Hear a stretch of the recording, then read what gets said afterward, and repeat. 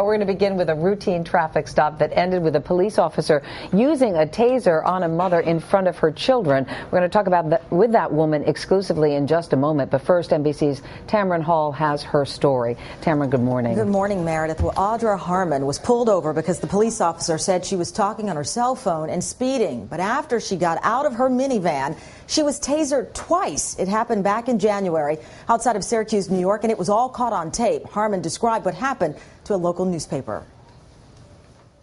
I handed him my license and registration, and as he started to walk back towards his car, I got out of my car under the impression or hoping that he was going to show me the camera tape. He asked me to get back in the car, and then he pulled out his taser and said I was under arrest. I said, "Don't do this in front of my kids." Audra Harmon was in the car with two of her children, ages 5 and 15, when she was pulled over and ticketed for talking on her cell phone and speeding. Police officer Sean Andrews also charged her with disorderly conduct and resisting arrest and tasered her twice. And the first shot jolted me, and I was trying to get back in the car again because I was scared. And then he yanked me away again, and it's when he tased me and I went down on the ground. Harmon claims the incident is an example of police brutality. In a statement to NBC News, the Onondaga County Sheriff's Office says they can't comment because of the lawsuit. But the department says, quote, an internal investigation of the incident involving Deputy Andrews is and has been under review. These weapons, and they are weapons, they are so easy to use and they're easy to abuse. Officers are using this weapon in circumstances where live ammunition would never be allowed, and people are dying after having been tasered. That's what happened in 2007 when a 40-year-old man was tasered at the Vancouver airport in Canada. The incident caused an international uproar following his death.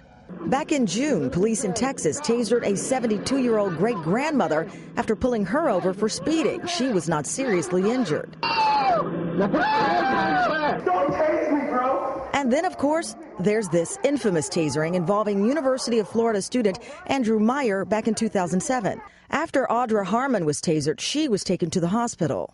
It felt like it was an electrical shock going through you, and I had no control over anything.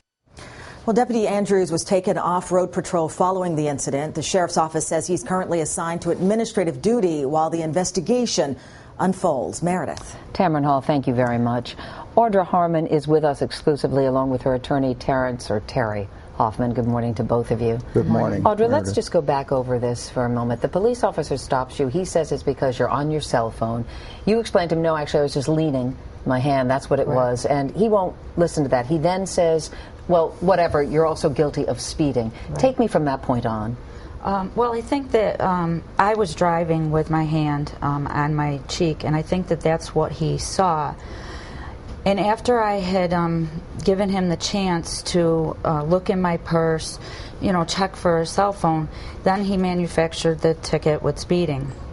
And again, I told him that he was, wrong. I wasn't speeding either.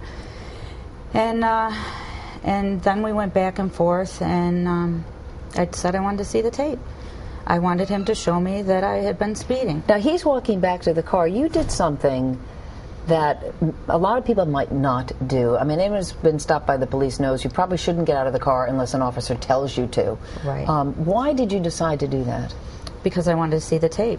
I knew that he was lying. I knew that I wasn't speeding. I knew that I wasn't on the cell phone.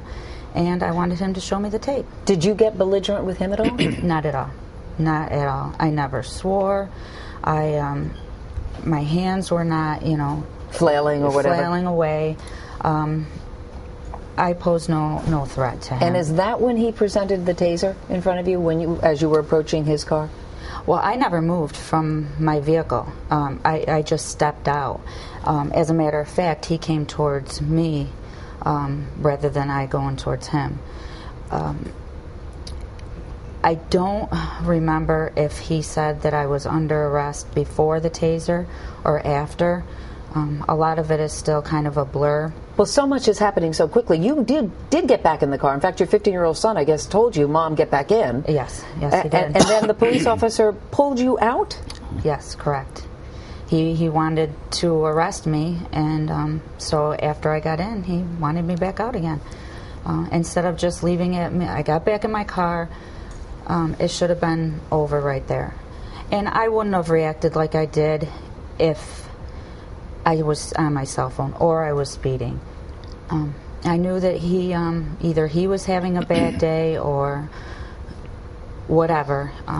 He knew that I wasn't doing those two things. You were eventually tasered twice, correct? Yes. The first time it just bounced off my jacket, or it didn't penetrate into my skin. The second one actually penetrated into my skin. And I know prior to this, you said to the police officer, don't do this in front of my children. You were pleading before the taser actually occurred, before he tasered you. Right. What's happening with your kids? You have a 5-year-old daughter in that car and a 15-year-old son. Yeah.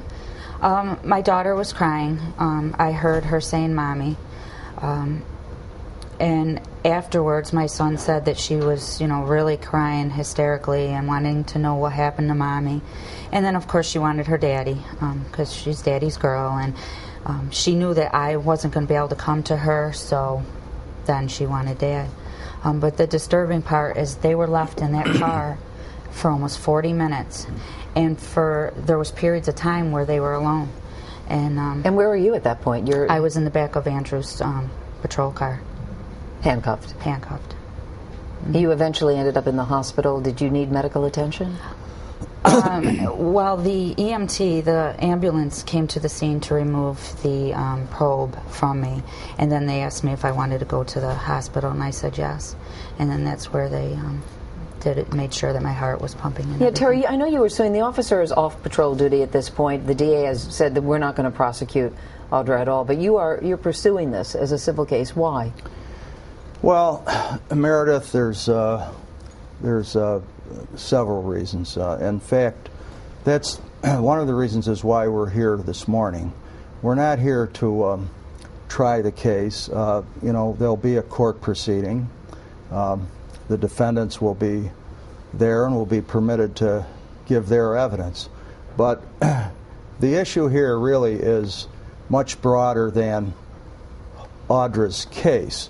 The reason why we're here is because tasering has become a problem not only locally.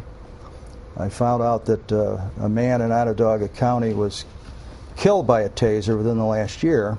So this is really to bring awareness then around. One of it is bring awareness, and also to perhaps awareness not only that anybody could be a potential victim, but awareness to the police officers who have the tasers to be a little more judicious and think it out a little bit more before they use this kind of a device. And then the overall picture is whether or not tasers themselves should be used in law enforcement. All right. Mr. Hoffman, I'm going to leave it at that. Thank you so much. Audra as well, thank you so much for joining us this morning.